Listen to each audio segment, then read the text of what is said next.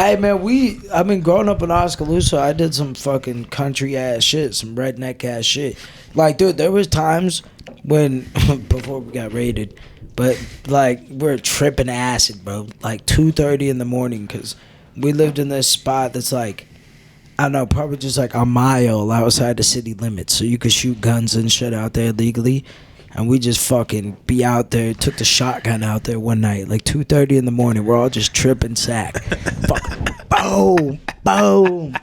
Oh shit, we were wilding, just going around on the trails and shit, yelling, laughing, fucking jumping in the pond and swimming across when it's like fucking 35 degrees outside. It was fucking going mudding. Yeah. It's a good time sometimes. I like doing shit like that, dude. Yeah, you know, there is an aspect to small towns that I always miss. Like going out walking at 2-3 in the morning, seeing like just a sky just completely lit up with stars like that. That's something that you go any part of Des Moines you drive or go to, you'll never get that. Facts. I feel like everybody, or at least most people, always hit a point at some time when they're like, I want to go somewhere. And then if you're like, well, where do you want to go? And they're like, I don't know. It's like, I want to go somewhere that's nowhere, you know? And it's like, in Oskaloosa, if like you feel like you just need to get out and you need to go somewhere where it's like chill, you're peaceful, fucking 5 minutes, dude. 5 minutes in the car. And you can find a spot like that. I used to love to fucking go out to the Russell Wildlife. Bring a joint out there, go sit by the water, smoke, just relax. Sunset's beautiful. It's like a little wildlife reserve we have right outside of town. So it's just like, and like anywhere you go in Des Moines, it's still just like, it's not the same. There is some cool sights, but like, I don't know how to explain it. It's just a little more free out there, you know what I'm saying? Like, there's not trails everywhere. Yeah. Yeah, it's more open world, open barren type of shit. Like I definitely wish I had smoked weed in high school. Like the area I lived in would have been fucking perfect for just like driving around with a fucking joint or fucking, you know, we had this thing called the Puddle Jumper Trail. That was between two towns. It was like I think it was a 2-mile stretch, and like for cross country we would like practice would just be like a 4-mile run, just like up and down that trail. Like just to one town and back, basically. Jesus. Yeah. 4-mile run? 4-mile run. Yep. But like that would have been just like they had woods back there and like you could like go back to the cornfields and shit. Like it would have been fucking perfect place to just like spark a J and fucking just hang out. In the middle of practice? No, like maybe not in the middle of practice, but like, you know, just going out later or like whatever, you know what I mean? If I'd smoked weed, maybe I would have been cross country. Who knows? Oh, that's true. I feel like smoking weed is part of like what also helped me become a better wrestler, though, too. Like I feel like it can definitely benefit you. It just kind of like feels like it takes the pressure off. Yeah, I don't know what it was, if it was the area or my grade in particular or whatever, but like there was just a lot of animosity towards cannabis when I was in high school. And like, you know, that was in the time when like Colorado was like first starting to legalize it. It was like first starting to pop off. And like, I remember just not even like the teachers and like adults, but like my peers were like, no, like fuck weed. Like it's a gateway drug, all that shit. And like, it was the same way for me in high school for the most part. It was like year by year, it got more acceptable. Yeah. But once I was out of it, because I got caught once you get up. college, nobody gives a shit. Exactly. But we got caught up at senior year prom. Senior year? Junior year. I don't know. But we got caught up at prom once because we were after prom and smoking weed. We got caught. And a bunch of people were talking mad shit on us, dude. Just talking mad shit. And then they probably all have smoked weed now. At some point in their life. You know what I mean? Right. It's just like, you guys are such fucking douchebags. I'll tell you what, though, me and a couple of my buddies, me and my buddies Zach and Andrew, we'd go out for lunch because once you had a car and shit, you could drive, you could go wherever during lunch.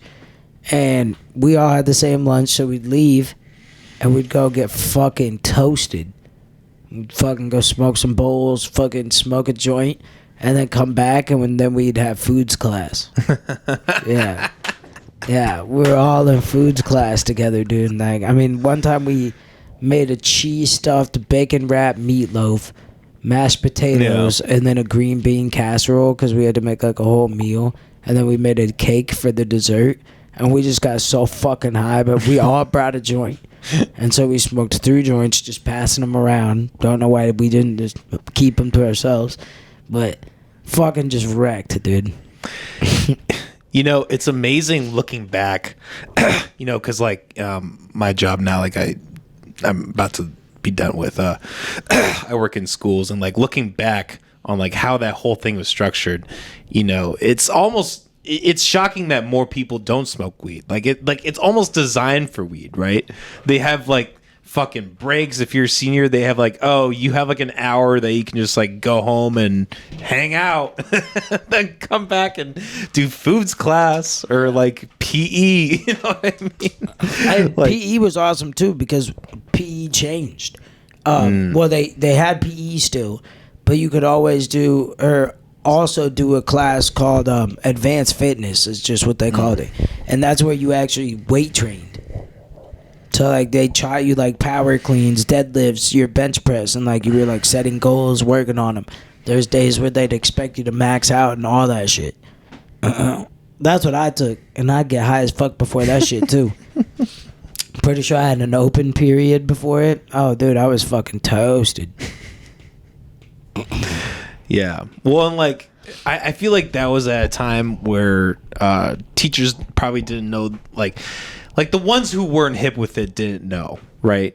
Like there were probably a lot of people that like were just, you know, who could just go incognito, just show up stoned, and like teachers would just be oblivious and have no idea, just like, oh, they're tired or whatever, you know what I mean? And then there were the ones who fucking knew, and they'd be like, all right, like I know what's up. I'm not gonna say anything, but I know what's up. Yeah, right. I never got snitched out. Which I'm lucky, dude, because I could have gotten in big trouble. But also, I didn't care. I was so rebellious. Dude, God, I hope my mom never watches this. But I'm telling you, when I was driving a Lincoln Continental, right? That was technically theirs. And, fucking I started selling weed, but while I was still living at the house. Because it's like, our back door was here, and this is what we mainly used because the garage and the driveway and shit. Then there was this other single driveway because there used to be a garage in the house. So my bedroom's up here in the middle. So I'd go out the front of the house and then come around to my car so I could pop open the trunk, get my gram baggie, and then serve it and send them off. I'm such a terrible person, I know. But I don't do those things anymore. So we have a changed man here, ladies and gentlemen. Oh yeah, dude, as soon as I got my chance to start serving that shit. And it was all because at that point, I think it was like $100 for a quarter. And you're selling $20 a gram, something like that. 100 for a quarter, 100. I don't remember how much I was buying a quarter for. Prices were so crazy back then. It was so crazy expensive. And then fucking, but I'd sell like whatever, 5 grams and make my money back and then fucking... Yeah. In college, I used to buy a gram a day. That's how much of a fucking idiot I was. Me and my friends, we'd every day we'd get together. Okay, we have $20.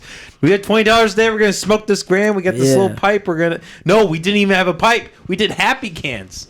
We would fucking take a can, take one of those the corn cob things, poke a couple holes in it, make a little pipe out of a can, call it a happy can. Dude, we fucking my buddy Zach had come up with the coolest idea.